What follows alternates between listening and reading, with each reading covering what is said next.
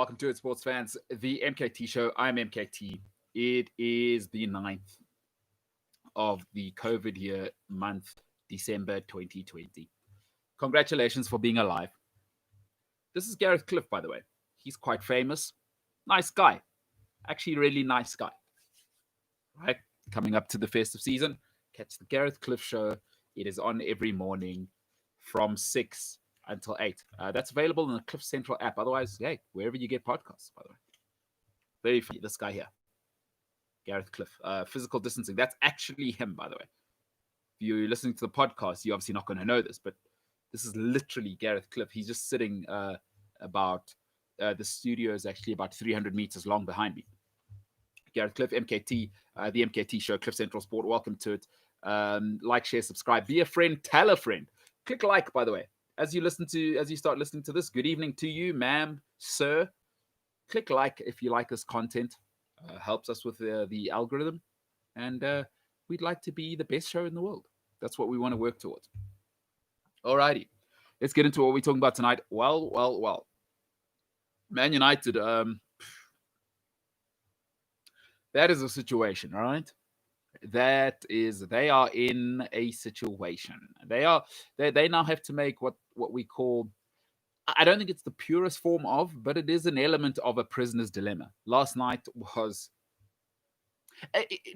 actually, I'll talk about it last night. I'll tell you what I think it was. So we'll start off with that, and then Arsenal need have a hard decision to make.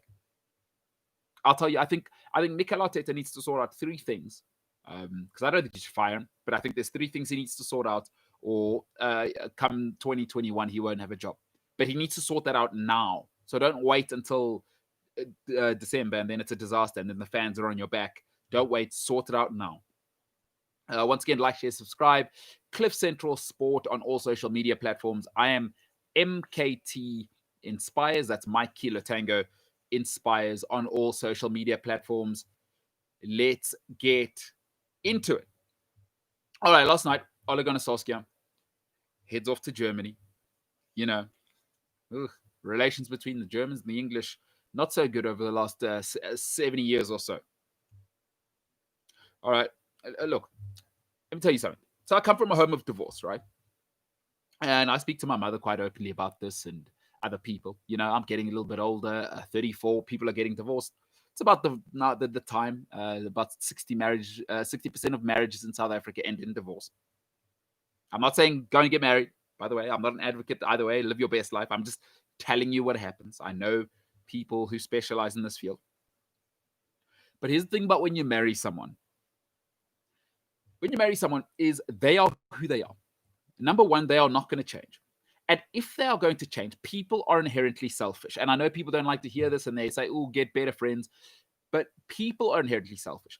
Now, as we get older, what we try and aspire to is for our self-interest to become enlightened, right? And so in psychoanalysis, they speak of you must have an enlightened self-interest. That is the only sustainable way to do things for other people. So if you're in charity, if you're in whatever, if your self-interest isn't enlightened, so if you're not honest enough to say, I have to have my needs, but they must be enlightened, is they can't just serve you conspicuously, right?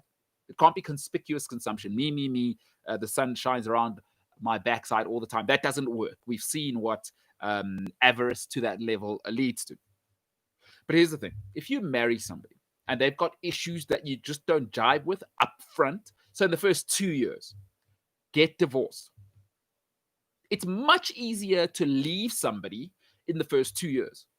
Or if you're not even married, if you're in a relationship, first 6 months, her family, because in some families, right, is the family drinks too much. The brother's, I don't know, sexist, racist, like whatever. You don't like that, but she's close to her family. Leave then. Because that's not going to change. Her family, her DNA isn't going to change over the next 20 years. Leave early. Once you see people, especially the older you are, people don't change. You are who you are.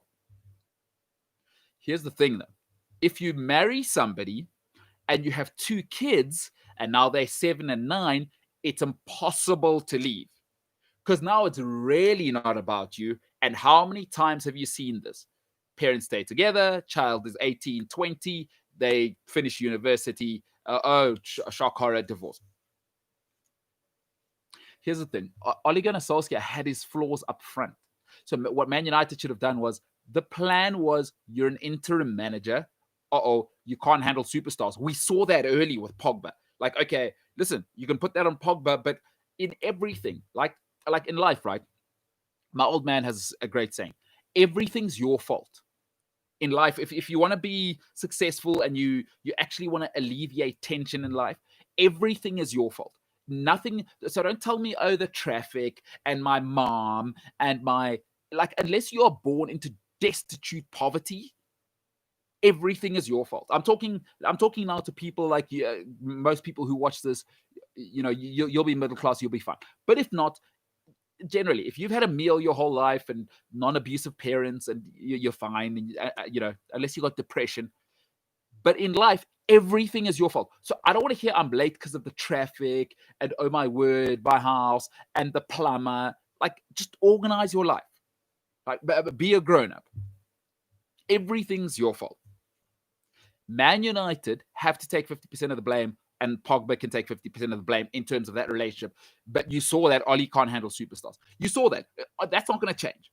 That's Ole's personality. That isn't going to change. He can win 100 trophies. That personality trait, that inability to deal with, imbibe a star like Pogba, whatever you got to do to push his buttons to make him buy in, Ole can't do it. You saw that up front of your Manchester United. I don't want to hear you complaining now. If you're a grown-up, which Man United have to be, and they haven't been for the last 7 years because they've just been buying randomly, changing managers. In life, everything is your fault. So 50% must go to Manchester United, but Ole can't handle big stars. You saw that up front. Now, if they'd fired him, then a lot easier. But now you're too far down the road. Like in a loveless marriage, when you're 2 kids in, it's too late. Guys, listen, I live in South Africa. I don't know, like other countries, okay, I've got an idea, but in South Africa, I don't want my kids going to public school. So I'm going to stay in a loveless marriage, 2 salaries, and my kids must go to private school. I mean, I don't have any kids, but that's the only option for me. If I had kids, I'm not sending them to public school. It's very difficult to get divorced when you're down the road. Here's the problem. Now Ole's bought Bruno, Maguire's in the mix, Pogba's now in the mix. I mean, the Martial money was spent. He bought Lindelof. He bought AWB. Teles. You've now allowed him to invest a pretty little penny of around 250 million pounds. It's very hard to tell him, get the hell out now, because you know what happens then. And I'll be very honest with Man United. You fire Ole now, you become Arsenal. You become Newcastle of the 90s. Because if you fire Ole now, it's another reset. Right? That's another reset. Ole's the first one, really. Mourinho, it looked like you were going to build a culture, and then you did a reset after Mourinho. Because Mourinho, you knew what it was. It's all about the manager. That's the culture, and I don't want to hear from the outside. You went with Ole. The culture is club legend. Bring through the youngsters. Attack, right? If you go away from Ole and you bring in Pochettino, whoever you bring in, it's another reset. I'm afraid 6 or 7 of these players are going to have to go. You get Pochettino, he needs power. There's no power in that Man United team. There is no power. And is there talent? Absolutely. But where's the power? Even from midfield, there's no driving power. Pogba's not a powerful player. He looks powerful, but he doesn't play with power. Pogba wants to play like David Silva, like Juan Roman Riquelme, right? He wants to let the ball do the work. There's no power in that midfield. Fred tries, but Fred's a top 10 player. He does not belong at Man United. Come on. Right? He's technically incompetent. He's got the energy and he's got that desire. But that's not enough. That's not enough. But listen, Man United, by the way, also, I've told Arsenal fans, be grown-ups, swallow the bitter pill. I don't want to hear Man United fans grumbling at Ole and grumbling like, Man United, this is what you are now. By the way, 5 of the last 8 seasons, you've been in the Europa League. You're in the Europa League more than the Champions League. Stop saying we expect to be in the Champions League. Listen, I expect to have Gabriel Union as my girlfriend. Right? I expect for people to look at me like I'm Idris Elba, Brad Pitt, or Zac Efron. That ain't going to happen. That ain't going to happen. Grow up. Be real. Man United, you're a Europa League club now. 5 out of 8 seasons. That's not just me saying it. Right? In the last 8 seasons, 5 of those seasons, Man United have been in the Europa League. So stop with these unrealistic expectations. Let me tell you something. When we talk about anxiety in life, I want to save Man United fans' anxiety. It applies to violence in psychoanalysis, but let's use it for anxiety. Right? All anxiety exists in a paradigm called comparative dissatisfaction. And yes, I thought I'd use a big term so I can seem smart tonight. Trust me, I'm an idiot. Don't even listen to me. Rather go and Google it. I'll probably explain it badly. All anxiety exists within a realm of psychoanalysis called comparative dissatisfaction. Now, what does this mean? If you tell me something, right? Say you say A and you deliver E, and my expectations were A, and I feel like there is no way for me to access the truth of why I can't get to A, and you've left me at E because you've delivered E. There's that the dissatisfaction is the gap between what you said and what you delivered. Comparative dissatisfaction. And the violence and the anger is generally the size of that gap. Right? If I compare what I wanted to what you delivered and compared to what you promised. Comparative dissatisfaction. So let me lower the tension for Man United fans. You're a Europa League club. And I know that's hard to swallow. But 5 times in the last 8 seasons, you've been in the Europa League. You do the math. 5 out of 8. I don't know. You do the math. What I know is it's above 50%, right? So more than half the time, you're in the Europa League. You know what that makes Man United? A Europa League team. Stop with the nonsense. Stop with Fire Ollie or whatever. Stop with the nonsense. Be grown-ups. Because be honest, you shouldn't even be in the Champions League this season. If it wasn't for lockdown, if Rashford hadn't recovered, Bruno Fernandes, all of that doesn't happen, Leicester would have come forth. They had the momentum. Man United were nowhere. Just be honest. That's all I ask. And the result last night isn't a shock. Come on, guys. Let's be honest. We watched Crystal Palace. We watched Spurs, the Istanbul, Arsenal. Those are terrible losses. Those weren't like, oh, okay, well, you gave it a go. Those were terrible losses. I was speaking to a friend of mine, and we were talking about the Red Bull game last night before it happened. And he was saying, yeah, we gave Red Bull 5-0. I said, yeah, I've seen that, but I've also seen Crystal Palace. And he gave me the, what are you talking about emoji? Well, one of my favorite things in the world is I told you so. Because like my grandmother used to say, hey, boy, I see better than I hear. You're telling me you've done this, you've picked up your clothes on the floor. I see them there. Don't tell me Man United are recovering under Ollie. I've seen this. I saw it last year. I saw what happened. They shouldn't have been top 4. I saw this season against Crystal Palace. I watched Spurs. I watched the Istanbul game. And my God, I watched the Arsenal game. But also in victory, all victories are different. I watched the Southampton game. I watched the West Ham game. I watched the West Brom games. Now, you'll tell me you won those games. All of the games had a similar pattern, particularly Southampton, West Ham. What happened? Down at halftime and then turned it around. Those are 2 middle-of-the-road teams. You know what happened yesterday? We're going to keep that pattern up. You tried that against PSG. What happened? You tried that against PSG. Start slow and no. You tried to start slow again. 2-0 down against a proper team. Boy, oh boy. So this is what United is, by the way. A mediocre team. This is mediocrity personified. Is there some talent? Yes. Talent isn't enough. Sorry. Talent is not enough. And let me tell you something. You want to be a championship team. Here's what all championship teams are. You never want the floor performances to be too far away from the highest performances, right? So let's use a 1 to 10 scale. You don't want your floor being 1 and your highs being 10.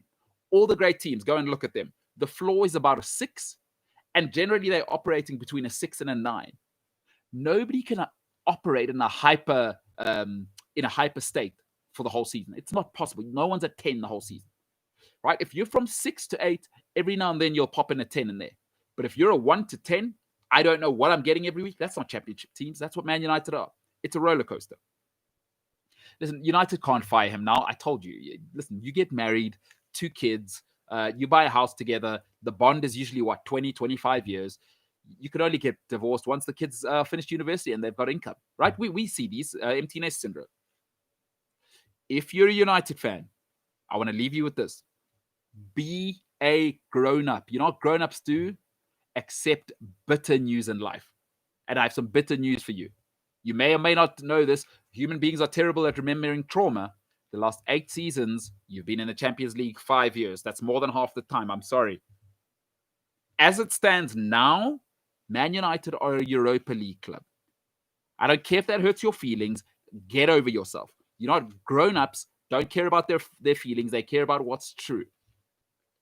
So Man United fans might be shocked, but none of the rest of us are shocked. Because like my grandmother who used to say, I see better than I hear, we watch football. Folks, I've been watching football for 28 years. 28 years. Don't tell me that was a shock last night. Because I watched West Ham. Jared Bowen, by the way, Souček misses the easiest header in the world in the first half. It's 2-0 first half. Jared Bowen misses an absolute sitter sliding across the goal against West Ham. It's 3-0 there and you put away. Southampton, Shea Adams missed an absolute sitter in the first half. That's 3-0, games put away. Now, come on. So that last night isn't a shock because then you started to play proper teams. Nagelsmann actually has his team organized. Intense, pressing. They don't fear Man United. Get out of here. They play Bayern Munich every week. Dortmund every week. And Nagelsmann he's the next one. Right? He's the wunderkind coach. Don't panic. If you're Man United, don't panic. You're a Europa League team now, and like all good adults, swallow the bitter pill, right? This is where we are. Stick with Ollie at least until the end of the season. Because again, you know what Man United is becoming? The merry-go-round team. And serious people, adults, don't like to go to a mess. And players are turned off by clubs that are a mess. Listen, under Fergie, it's impossible to have Pogba and his agent do what they're doing. Because what happened? Our rules or go. And you know what our rules led to under Fergie? Winning. You can't win in chaos. You know what? The enemy of victory is chaos. The enemy of victory is chaos. You cannot have chaos and win. It does not work. Name me one team that was chaotic and won. Not one. There's no way. Even Leicester, no chaos. Everybody brought in, nobody who had an ego, and it was a team ethic. Under Fergie, you understood the rules. The pecking order was clear. Fergie, Keane, the rest of you, Cantona, I don't even care who you are, come and play, and you're underneath the two of them. At United, no, you can't have Mino Raiola coming out and talking like that if Ollie's in control. You can't. But be grown-ups. Good news is you're the richest club in the world. Bad news, you're a Europa League team. Accept that. Don't fire Ollie, though. And if you're a parent, you understand what I'm saying. If you're trapped in a loveless marriage, which Man United are now, should have fired him after 6 months. But you bought into the hype. Bought into the hype after a few good results in those first 15 games. All right. This is what happens. Stop making decisions with your heart in life, people. Think about what you're doing. Man United didn't think. This was a terrible decision to give Ollie the biggest job in British football. What are you doing? Yeah. Be a grown-up. All right, but you reap what you sow. Man United, you got what you wanted. And last night is not a shock to anybody outside of United. Be a grown-up. Keep Ollie, establish a culture, and at the end of the season, at least you'll have 4 or 5 people. I'll talk tomorrow about the centre-back combination. What I watched last night, no, that's not acceptable. There were so many tactical mistakes. And by the way, last night is the last time I ever want to hear a Man United fan comparing Aaron Wan-Bissaka to Reece James. Can we just shut that down? Like, shut that down immediately. They're not in the same planet. They are not on the same planet. Stop it. Reece James is bodying up Angelino early as well. Folks, I played this game. Put your body on somebody early. And you know what? Let me tell you something. You put your elbow into somebody's ribs 4 or 5 times, they don't want to run at you anymore. Angeli, what Aaron Wan-Bissaka needed to do is forget about predicting the centre-backs for a second. Get out there, right? Maybe after the first goal. Okay, that was a nice goal. But following that, you get out there. His first touch, you've got your elbow in his ribs, right? And you take the yellow card. Then Angelino doesn't think so much about this overlapping. If you've played football, you know what it's like. You know what you do is you put your studs into his ankle, You get the elbow in the ribs 2-3 times. You squash that nonsense quickly. You see what Reece James does. Watch on the weekend how Reece James puts left mids and left backs out of their game. Put the body on them. If I know that, why doesn't Wan-Bissaka know that? Every coach, listen, I played this game. I played this game since I was a child at an intense level. I mean, I'm an aggressive guy, so maybe it's a bit different. But every coach tells you, put your body on him. For the first touch, let him feel you. Take the yellow and stick those studs in his ankle, because then Angelino doesn't want that noise anymore. You're at Man United, Chief. I can't still be teaching you basics. How Man United getting bullied by Bundesliga's third team? Because last night was tactically, I mean, some of the football was immaculate. Like, right, Nagelsmann is the rain child, right?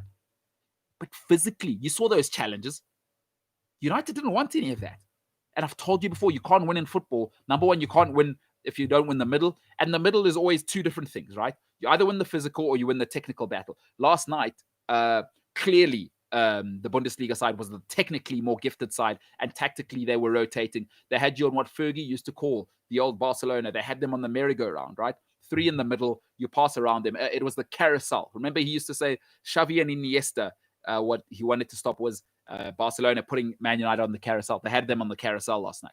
So what you do to prevent that is, okay, tactically we're outmatched, but pretty early, what McTominay needs to do is step into midfield, right, and stick a stud in somebody's ankle. Because you stop that nonsense early, and I'll tell you what happens when you put a stud in somebody's ankle is they tend to drop back about 10 yards, and then great, your back four's pushing up, and then let them play in their own half. But last night you were letting them play on the center circle. You did. And the Wan-Bissaka thing, forget it. Forget it. You can slide tackle, and that's about it. Technically, tactically, nightmare. All right. Listen, I don't want to hop on about United as I hate them, but that's just my thoughts on last night. That was to be expected. TBE. To be expected. We've been watching all season. It's just Man United fans that are overreacting. You're a Europa League club now, 5 out of 8 seasons. Let's leave it at that. All right, I'll take some comments here. Oh, it's our favorite guy from Lesotho. Ndate Thabo Padi. He says, Ollie can stay. We have poor CBs, hence Wan-Bissaka wasn't getting to Angelina on time. He keeps covering for Lindelof. It's been like that for a while. Sure, Thabo, I totally agree. Right? And maybe we can talk about the centre-backs. The centre-back play is awful. The problem is you've got 2 of the same centre-backs. Right? Go and look at all the great combinations. Pallister, and whoever, really. I guess Palace is a bad one because he could do everything. He has pace, power, technical. But Pallister, Steve Bruce was the great one. You've got the bully in Bruce, and you've got the athlete baller in Pallister, right? Then you've got Vidic Ferdinand. Ferdinand wants to come out of the game with his clean shorts. Doesn't slide, doesn't do any of the dirty stuff. He's the athlete, he's the passer, he's the communicator at the back there. Then you got Vidic. It's Vidic, I'll do everything. Don't worry about it. I'm a soldier. I was actually designed in a Russian lab. I'll take care of all the physical, dirty stuff. Don't worry about it. Don't worry about me. Rio, you go, you pass the ball. And what Rio was great at, he carried it, right? And then he passed it through the lines very quickly because he could actually play defensive mid as he did at Leeds early on and at West Ham.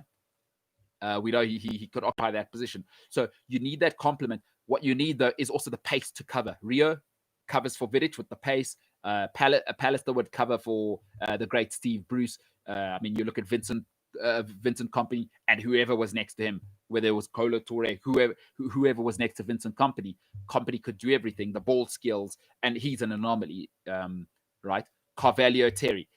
Terry was the leader, the voice, slow, but technically and tactically sublime. Then you've got Carvalho, the athlete, and the baller who'd cover for Terry should anything fall apart. You can't have 2 beanpoles, Lindelof and Maguire. And the problem is neither are great actually at marking. Neither are particularly physical, actually. That's a problem. Both of them are kind of meh. Yeah, tall, strong-ish. None of them are imposing.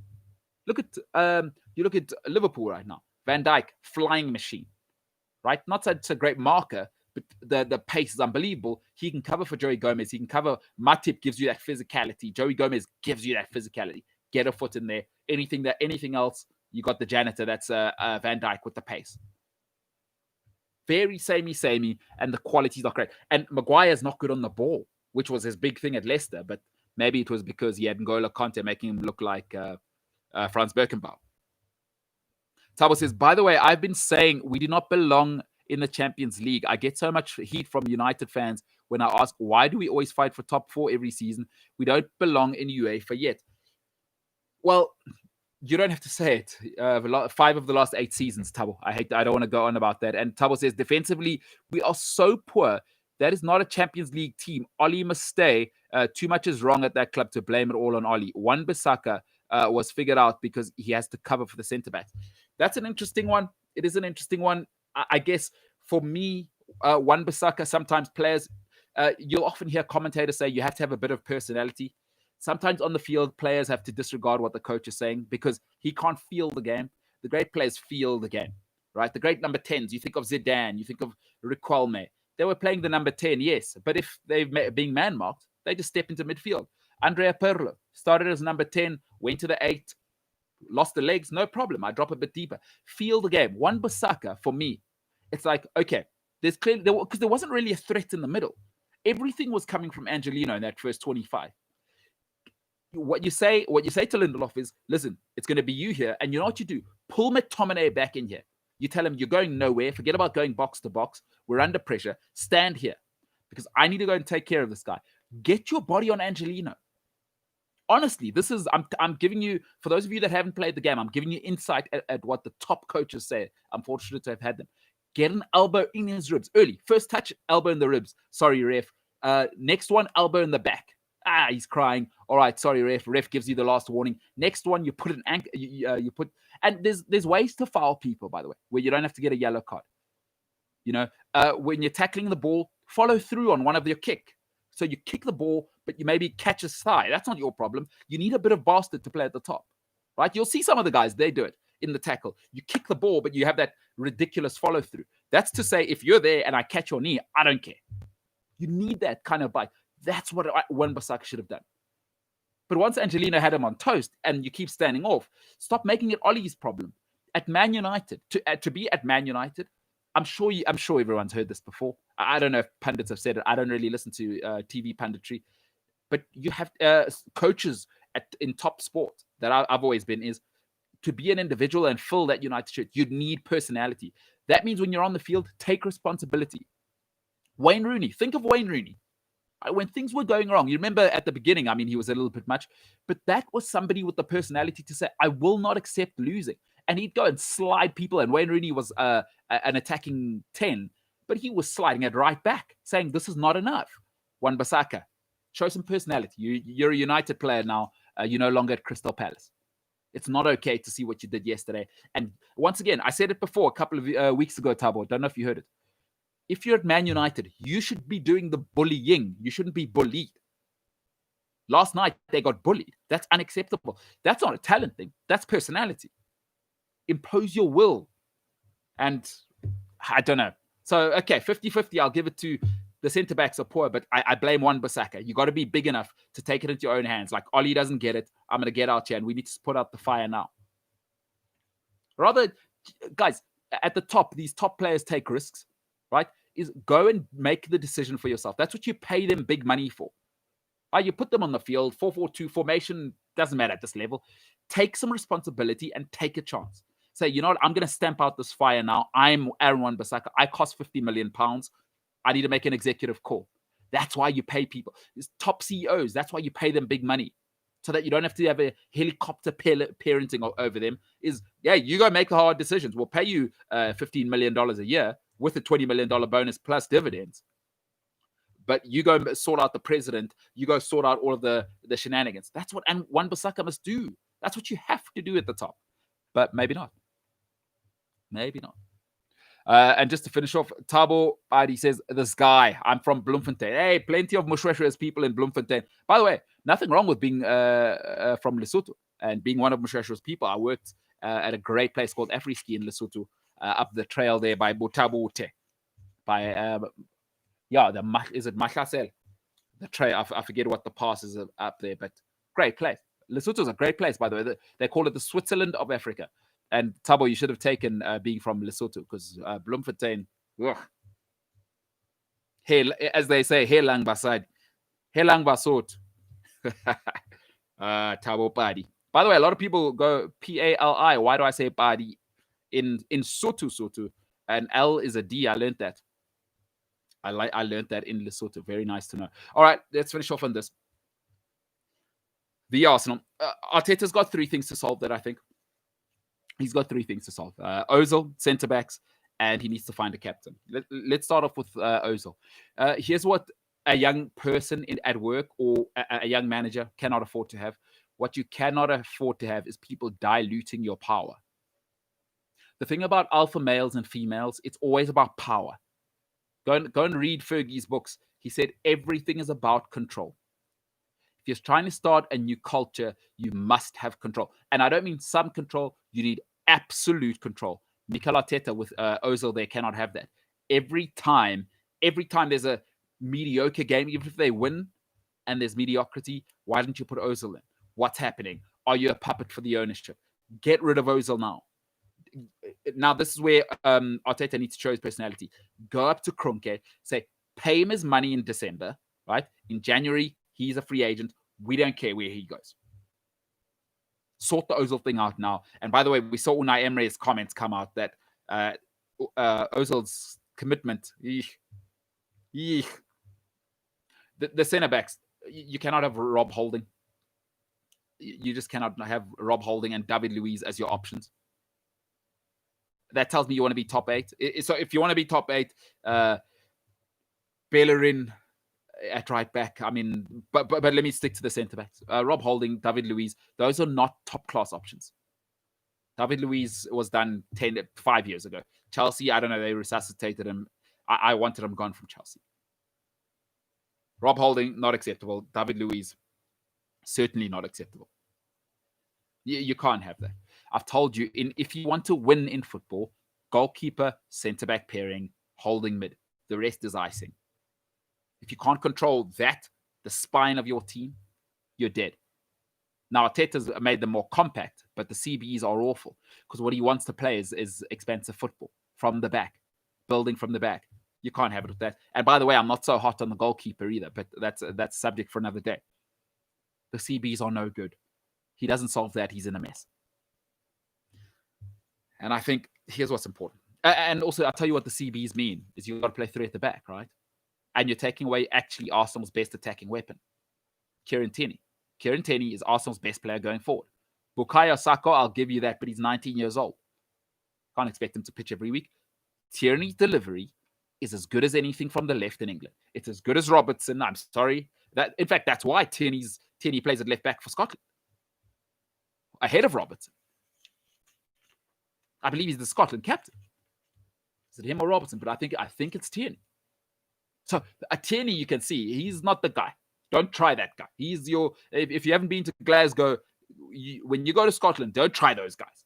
He's not one of these, he's not Bellerin. He's not one of these guys who you don't try Tierney, because I've seen guys try him and he's all up in their face. These Scottish guys are for real. Glaswegans are for real. You saw Fergie. You've seen David Moyes. No, I don't want to try those guys. Those guys are for real.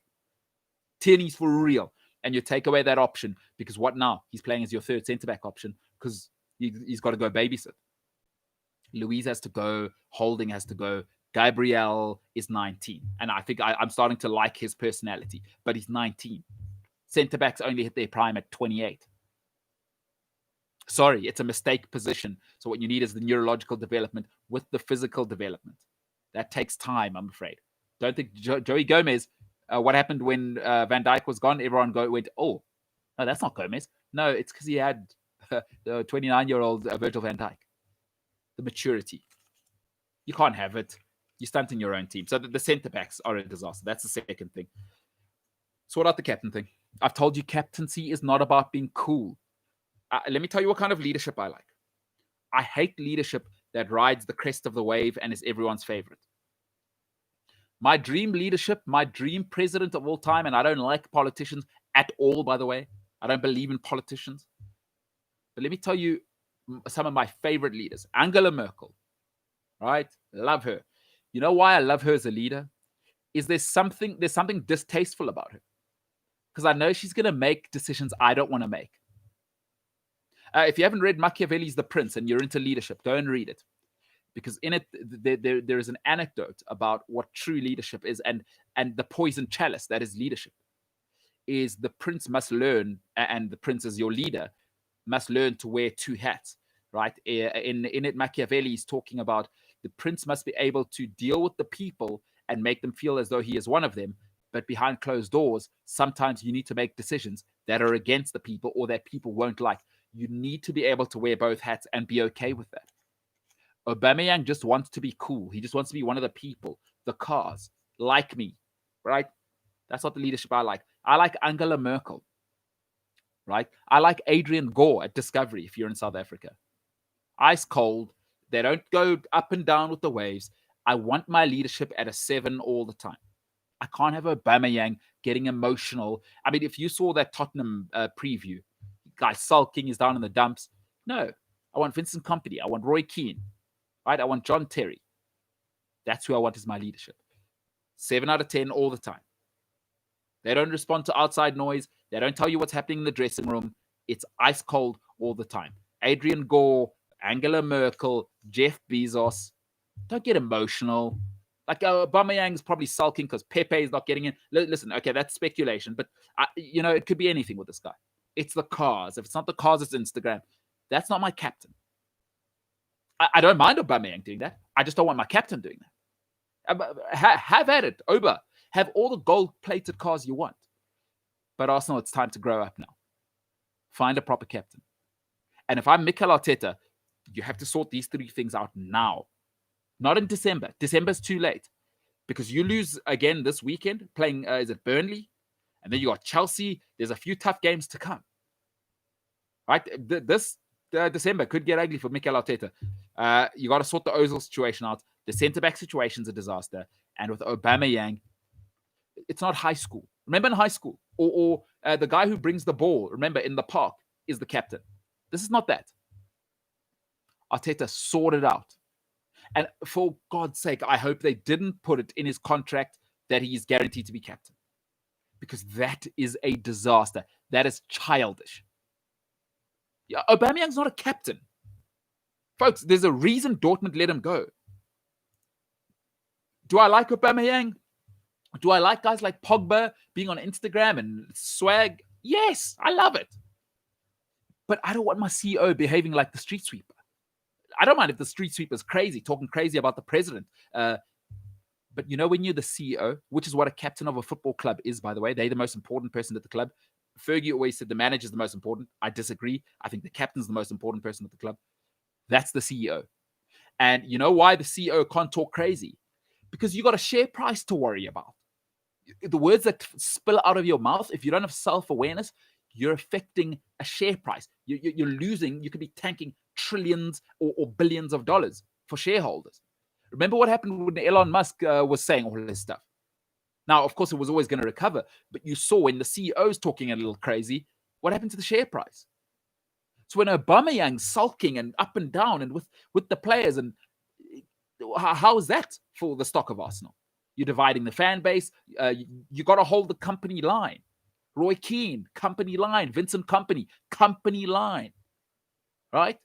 Steve Bruce, company line. Brian Robson, company line. Virgil van Dijk is a company guy. Listen, when you step into leadership, stop trying to be cool. Stop trying to be cool. And Aubameyang still tries to be cool. That ain't leadership, especially when you're trying to build a culture. Mikel Arteta is a man of steel. What he really needs is Patrick Vieira. Shut all these egos down. Right? Pepe, stop it. Be quiet. I don't want to hear from your agent. Bellerin, shut up. I don't want to hear from you. And stop with the modeling. Stop with that. Show some self-awareness. Who's holding that dressing room accountable?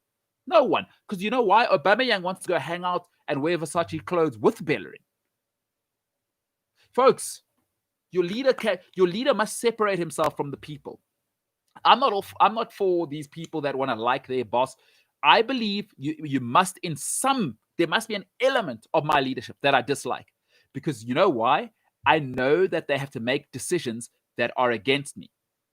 And the greatest compliment I believe a captain or a leader can ever be given is he's a company man. You ever heard that from people in middle management, salespeople that aren't delivering on numbers? He's a company man. Oh, that one, he's a boss's favorite. Excellent. That's the captain I want. because I want him and her. They don't care. She doesn't care. She drives sales. She holds people accountable. She's the first one in, last one out. That's what I want. Sets the tone on the field. Roy Keane, John Terry. Need I say more? But Aubameyang's not going to work. He's a quality player, but he's not a captain. And it's not high school. Grow up. Those are my thoughts. The Arsenal. And if they don't sort that out, by the way, I want to be very clear. By the end of November, if it's not clear what they're doing in all those three, so if Ozil isn't written off by the end of by the end of December, he hasn't already signed. We don't hear 2 or 3 CBs are coming in January. Luiz has to go. Holding has to go. And if Aubameyang hasn't had the captaincy stripped by the end of December, I guarantee you January doesn't end while Arteta's at Arsenal. Two of those 3 must happen. The tough one is probably changing the captain. The other 2, Ozil's got to go, and you've got Murray. Pablo Murray's just come back, so he's got to step in for somebody. But you need to buy another one. You need to spend £50 million in January on a defender. Otherwise, sayonara. Sayonara. Right? It's all over. I don't want to hear excuses. You're a grown-up, Mikel Arteta. You've had your honeymoon. Listen, we're over the honeymoon now. Now we got 2 kids, and we got to pay off a mortgage. Time to be a grown-up. Time to be a grown-up. Yeah, you build a legacy or you got to go. And it's quick. It's sport is quick now. We don't give you 12 months anymore to establish a culture. You had your 6 months. You won an FA Cup. If honeymoon's over, start to deliver. All right, folks. Hey, love to know what Arsenal fans think. Cliff Central Sport on all social media platforms. Hit us up. Otherwise, I am MKT. That's Mike Kilo Tango in NATO language. Mike Kilo Tango. MKT Inspires on all social media platforms. Let us know what you're up to this weekend, what you're looking forward to. What do you think of your club? What do you think your manager needs to do? If you enjoy the cricket, what do you think of England, South Africa suspended? India, Australia, that's going to be a great test series. What are you thinking there? What are you thinking about the rugby? British and Irish Lions coming up next year. I cannot wait, by the way. Hey, someone sent me an email. Hey, why aren't you doing something about the British and Irish Lions? You just hold your horses. Something is coming, and that's going to be great. But for now, ladies and gentlemen, you could have been with anybody, anywhere. You chose to be with me. My name's MKT. That over there is Gareth, the son of Cliff. This is Cliff Central Sport. Ladies and gentlemen, this has been the MKT Show. For now, we are the hell out of here.